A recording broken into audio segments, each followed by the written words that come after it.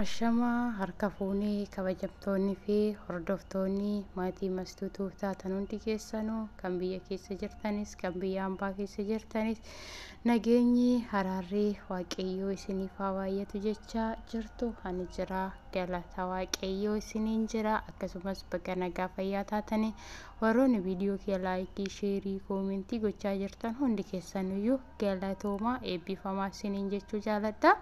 Akkasumas viidiyoo adda ta'een walitti deebinee dhufnee jirra.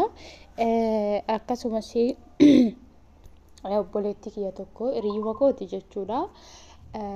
Siddata irratti waliin sin gargaaraa na gargaarii irratti hojii waliin hojjennaa turre.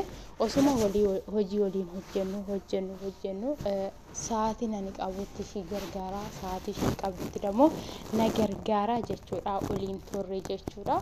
Akkasumas immoo waliin turre raawwannee amma macarrashaa irratti wannoodhaan bakka anis yaada karoora kiyya galmaan gaadhee jira ishiin illee galmaan gaadhee jirti galata waaqayyoo. Kazaan ani immoo maallaqaa ishii biraa qabaa ture jedha maallaqni kiyya agaa naannoo 200,000 fi wayii jechuudha. Birrii kana jechuudha bakka naaf ergi maaliif anis galuu ga'ee tanan jira silazaa anis wanna tokko nan bitadha. Amma galata waaqayyoo karooran biyyaa baheefillee waaqayyoo kiyya galmaan naaf ga'ee jira maallaqa naaf ergiin jedheen jechuudha. Turee jira eegan jedheeni jennaan osoo hin galinan wanna tokko godhadhaa haala tokko mijeeffadhaa. Maaliif namni tokko egaa biyya isaatii ba'ee hojiidhaaf biyyaa baana egaa hojiidhaaf biyyaa baan immoo hojii biyyaa baaniif san eegganuuf milkaa'ee biyya keenyatti galuun kanuma jiru jedheeni jechuudha. Jedheeni ishinaan jette jechuudha yeroo duraatii fi ishinaan jettee walumaan haasofnee maallaqa kana ishinaan jettee anis kanuma keessa baqannatti hin tolle ramadaanam ture jechuudha. Akkaawuntii siifan erga baqqaa jedheeni akkaawuntii kana osoo hin erginiif natti toluu didee achuma ramadaan illee hisseene kazaan ramadaan eega seene ani immoo ishii wajjin haasa'eetiyyuu hin beeku anis baqqaa xooma keenya xooma faasigaatiin boodan bitadhaama faasigaa kana keessatti siqaanii waddadaa mina jedheetuma baqqaa taa'u silaa duras ishii bira ture jedhee itti deebi'ee maallaqa kana hin gaafanne isheenis kaasiifan kennanaan jette gaa dura soo ta'e bakka sa'aatiin ani barbaadetti naaf kennite sa'aatii ishiin barbaadetti nan kennaafii ture. Kazaan boohala maallaqa kana achumaan ramadaana hinnee akka caalaa ta'e bilbila olii dawwallee oduma wajjinaa sofnu maallaaf goote maallaqa sanii hiiqaa minamina gaggaafadhee tanaan tureeyyuudha isa san bitachuu barbaada maallaaf gootee minaminan jedheen gaafa nani jedhuun maallaqa barsiif ergeen jira naan jette. Gaafa isheen akkas naan jettu ani immoo akkaawuntii hin kennineef ni beetti. Ani akkaawuntii akkan akka durumaayyuu jechuudha biyyarraa naaf ergiti malee fakkeenyaaf biyyatti ergiteen warri biyya naaf dabarsu malee isheen akkaawuntii koo hin beektu jechuudha. Kaza siif ergee jira barnaan jette eenyurratti naa ergite ani bar maallaqa siif galchee jira asii si galchee jira naan jette jechuudha. Yeroo isheen akkas naan jettu ishee riisiitii naaf ergite egaa maallaqa naaf ergite riisiitii naa galatoomii jedheeni riisiitii naa ergeen jedheen. Gaafa nani riisiitii naaf ergi jedhuun riisiitii na biraa badee naan jedhe.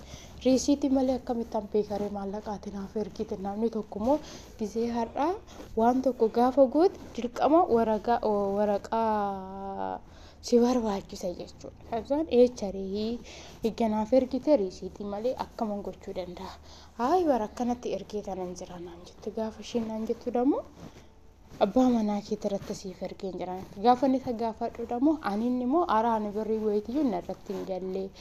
Ishii deemii baankii beeti ilaaleen jedhe. Jennaan illee araani birrii wayitiyyuu hin agarre naan jedhe jechuudha. Kazaan gaafa itti deebi'ee gaafadhu ani siif ergee jira miti birrii kee siif ergee jira.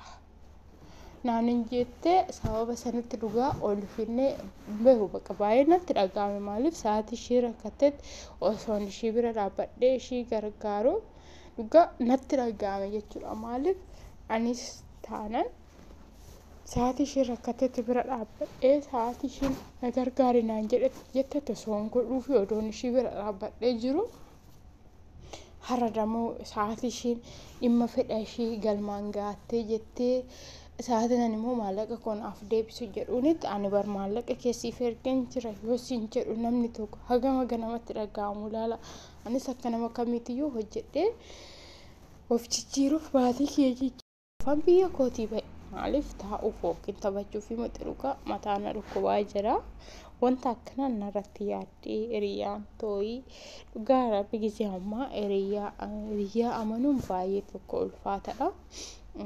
Namuma kamiyyuu maa hin taane amanuun baay'ee ulfaatadha dhugaa mee odoo sin ta'e maal jettume odoo sinirra muudannoon akkanaa ga'e osoo hiriyaan teessan hiriyaan baay'istanii ishii amantan hiriyaan baay'istanii ishii jaalattan tokko waan akkanaa sinirraan geesse isin odoo ta'e maal jettume ani garuu baay'ee tokko natti dhaga'ame dhugaa baay'een kaafa'ame ani waan dhibba lamaa fi homaa kana dhiise namni doolchee lama namaaf dhiisu jechuudha dhiisuudhaafi ani muki kana dhugaa keessa darbee kanaan maaliif maatii kiyya dhossee maatii kiyyatti osoo hin minan maallaqa kana ishii bira ol kaawwadhe jechuudha maaliif gambiyya tokko kootii bahe ittiin hojjedhee jijjiirramu fakka maalan godhare anis kanan biyya kootii bahe mana koo guddifachuuf ijoollee koo guddifachuufan biyyaa bahe eeggan ijoollee koo guddifachuuf biyyaa bahe immoo ishi mana koo ijoollee koo beelessaa mana koo abbaa manaa koo dhossaa gaafan ishii wajjiniin ol gargaaru yaa beeku malee abbaan manaa koo akka maallaqni kun muluun ishii bira jiru hin beeku jechuudha amma gaafa dhagee maallaan jedha an dhugaa mataan na dhukkubaa jira jechuudha maallaan jedha waan barbaadellee ta'u aguma barbaadellee na jaalatu aguma barbaadellee anno jedhu ka alagaadha osoo waan akkanaa dhagee waan inni naan jedhu garuu hin beeku ana amanuu dadhabdee amba amantee edaa ana amantuu naan jechuun isaa hin hafu jechuudha garuu immoo hiriyaantii waan akkanaa narratti raawwattee dhugaa gisee ammaa nama ammaa amanuun baay'ee tokko ulfaatadha dhugaa waaqayyo jechuudha akkasii isiniin jedha hiriyaan koo waan akkanaa narratti raawwattee wanta akkanaati gisee tokko wanti keessan gwaadaa keessan ati raawwattu wanta ati gwaadaa keessan hojjettu dhugaa baay'ee tokko ulfaatadha jechuudha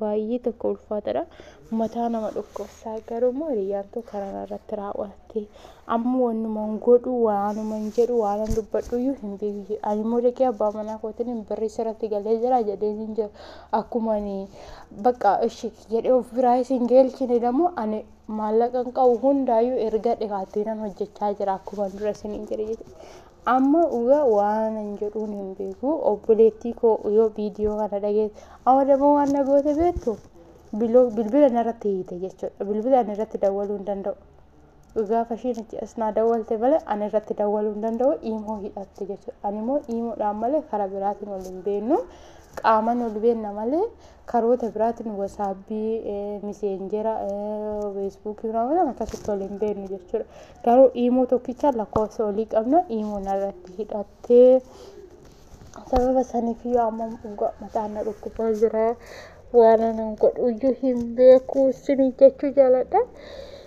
gisee abbaa dabdi dhugaa baay'ee tokko nama amanuun bakka baay'ee ulfaataa ta'ee jira humna ol bakka harka dhibba keessa dhibba mataa nama dhukkubsa jechuudha ani hiriyyaa bara kanaatis ta'u amananii ta'u wajjin jiraatu baay'ee tokko ulfaataa ta'ee jira waan akkanaa narratti raawwattee hiriyaan tooyii siniin jechuu jaaladha mee osoo sin ta'ee odoo sinirra waan akkanaa ga'ee odoo fakkeenyaaf isin nama tokko amantanii maallaqa keessanitti kennitanii ishii sun gaafa kaan ani siif ergee jira bar siniin jette waan akkana gaafa siniin jettu silaa siniif hin ergine hagama ganamatti dhaga'amu laala waan abbaa manaa ofii obboleessa ofii maatiin ofiitiyyuu gisee har'a sababa maallaqaatitti dhugaa maaliif rakkina baay'ee namaan ga'u jechuudha deebee manni kiyya diiggachuun egaa hin hafu jechuudha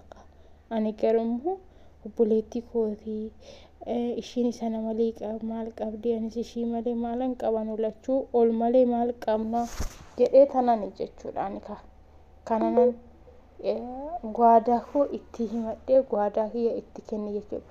Garuu ishiin gwaadaa koo naaf eeguu diddee waan akkanaan irratti raawwattee wanta akkanaan irratti raawwattee siniin jechuu jaaladhaa. Odoo sin ta'e hoomii maal jirtu siniin jedhaa. Viidiyoo kana laayikii sheerii koomentii gochuu hin dagatinaa. Haga viidiyoo biraatiin olitti deebinutti turtii gaarii. Baay'een isin jaaladha, baay'een isin kabaja. Nagaarra naa oolaa, nagaarra naa bulaa isiniin jedhaa. Turtiin oolman keessan oolmaa addaa, oolmaa jaalalaa, oolmaa gammachuu isiniif haa ta'u isiniin jedhaa. Viidiyoo kana laayikii sheerii koomentii godhaa hiriyoota keessan biraan gahaa. Obboleewwan koo maallaqa keessan namarratti hin ergina, namaaf hin liqeessina maallaqa keessanii. Maaliif namni amma of qofa bichaa jaalattuu ta'ee jira isiniin jedha. Nagaarra naa turaa.